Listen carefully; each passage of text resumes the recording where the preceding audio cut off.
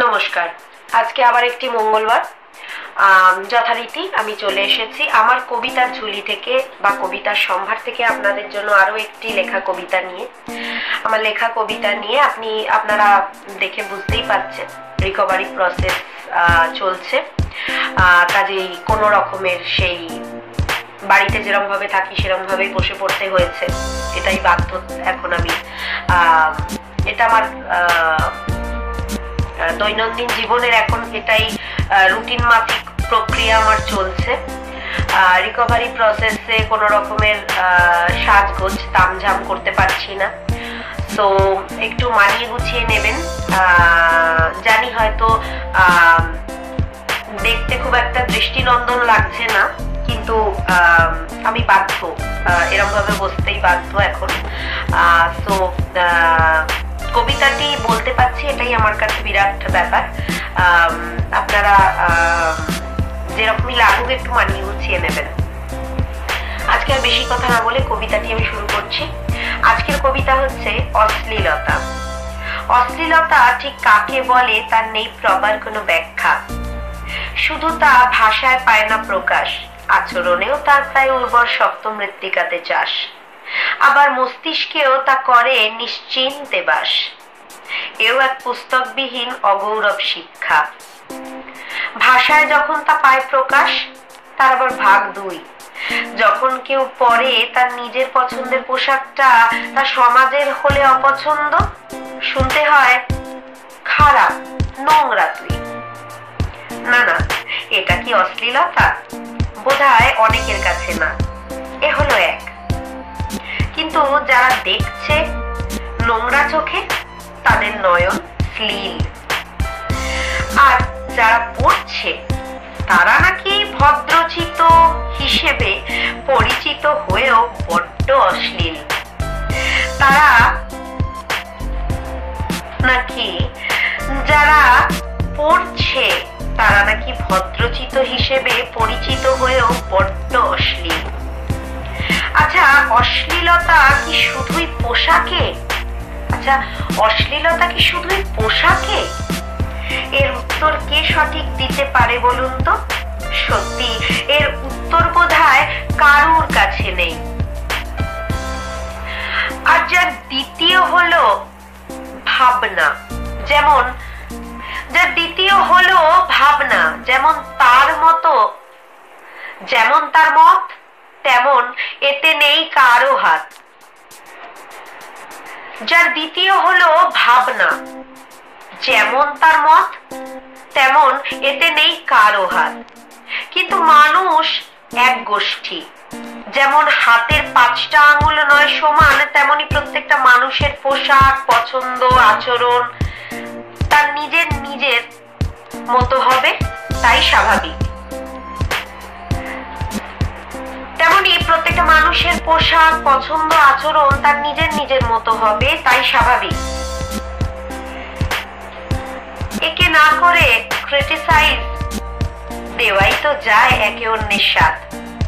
একে না করে ক্রিটিসাইজ দেওয়াই তো যায় একে অন্যের সাথ। প্রত্যেকটা প্রাণকে সে দিতে পারে তার নিজস্ব স্পেস। প্রত্যেকটা প্রাণকে যে দিতে পারে তার নিজস্ব স্পেস, আসল মানুষের উদাহরণ বোধহয় সেই। জানি তাতে হয়তো সবার একমত নেই, তাই বলে এই নয় করব না কেউ খারাপ জিনিসের প্রতিবাদ। আগে বিচার করা দরকার ঠিক কোনটা অশ্লীল, তবেই তাকে করা যাবে কুপকার।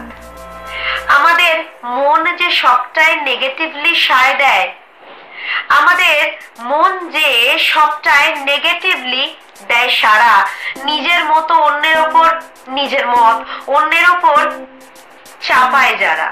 আমাদের মন যে সবটাই নেগেটিভলি দেয় সারা, নিজের মত অন্যের ওপর চাপায় যারা, নাকি মুখ যার অন্যের বিরুদ্ধে কুরুচিকর মন্তব্য করাই সুখ, নাকি মুখ যার অন্যের বিরুদ্ধে কুরুচিকর মন্তব্য করাই সুখ। থাকি মস্তিষ্কের অশ্লীলতা, নাকি মস্তিষ্কের অশ্লীলতা যা চোখ দিয়ে পরে চলকে, নাকি মস্তিষ্কে চারিদিকে অশ্লীলতা, যা চোখ দিয়ে পড়ে ছলকে, যা ভদ্র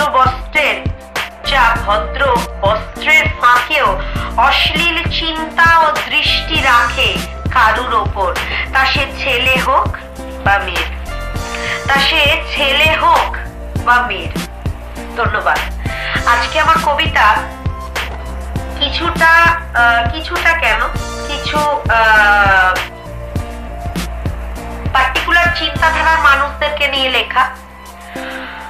সবাই এই ক্যাটাগরিতে পড়ে না, কিছু কিছু মানুষ নিজেকে তাল মিলিয়ে যুগের সাথে মানিয়ে নিতে জানে।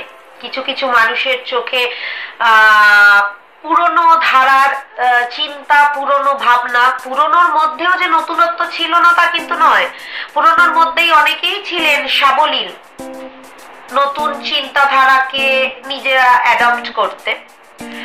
কিন্তু আজকালকার দিনেও কিছু পুরনো চিন্তা বলতে কিছু প্রথাগত চিন্তা, যেটা কিছু মানুষের মধ্যে এখনো হয়তো বাসা বেঁধে রেখেছে, তারা যত তাড়াতাড়ি সেই শিকলটা ভেঙে বেরিয়ে আসবে তত তাড়াতাড়ি তারা নিজেকে সমাজের সাথে অ্যাডজাস্ট করতে পারবে। প্রতিটা মানুষকে নিজেদের মতো বাঁচতে, নিজেদের মতো চলতে দেখলেও তাদের অসুবিধে হবে না, তারা মানিয়ে নিতে শিখে যাবে। এটা ব্যক্তিগত ভাবে যার যার মত 100 বার, সেক্ষেত্রে আমার কিছু বলার নেই, আর বলাটা উচিতও না, কারণ এটা প্রত্যেকটা মানুষের নিজস্ব মতামত। কিন্তু সরি, ভীষণ ঠান্ডা লেগেছে, তো বুঝতেই পাচ্ছেন আপনারা আমার গলার ভয়েসটা একটু ক্র্যাঙ্কি লাগছে, তার জন্য আমি আগে থেকে ক্ষমা প্রার্থী। তবে এই ওয়েদারটাই এরকম, হয়তো সবারই এরকম হচ্ছে। যাকে বেশি কথা না বাড়িয়ে আর বেশি জ্ঞান দেব না, আজকের মতো এতটাই। যে কথাগুলো মোটামুটি আমি রোজ বলি সেগুলো একটু বলে নি। আমার দুটি ইউটিউব চ্যানেল আছে, আপনারা জানেন চ্যানেলস, একটি হচ্ছে অ্যাভিয়ান্স অ্যাভিনিউ, একটি হচ্ছে অপুস পোয়েটিক ফ্লেভার্স। অপুস পোয়েটিক ফ্লেভার্সে আমি আমার কবিতা দিয়ে থাকি লেখা, নিজে পাঠ করি অবশ্যই। সেক্ষেত্রে আপনারা জানেন আমি তালিমপ্রাপ্ত নই, যদি ভুল ত্রুটি হয়ে গিয়ে থাকে আপনারা অবশ্যই, আপনাদের কাছে আমি ক্ষমা প্রার্থী। আর যদি আমার বলাতে, আমি যেরকম আগের দিনও বলেছিলাম, আপনারা আমাকে কবিতার বিষয়বস্তু সাজেস্ট করতে পারেন, এবং সাজেস্ট করলে অবশ্যই আমাদের নাম এবং কোথা থেকে লিখছেন, লিখতে বলছেন, আমাকে সাজেস্ট করছেন, সেটি যদি লিখে দেন তাহলে আমি আমার কবিতাতে আপনাদের নাম নিয়ে আমি সেই কবিতাটি বলা শুরু করতে পারি।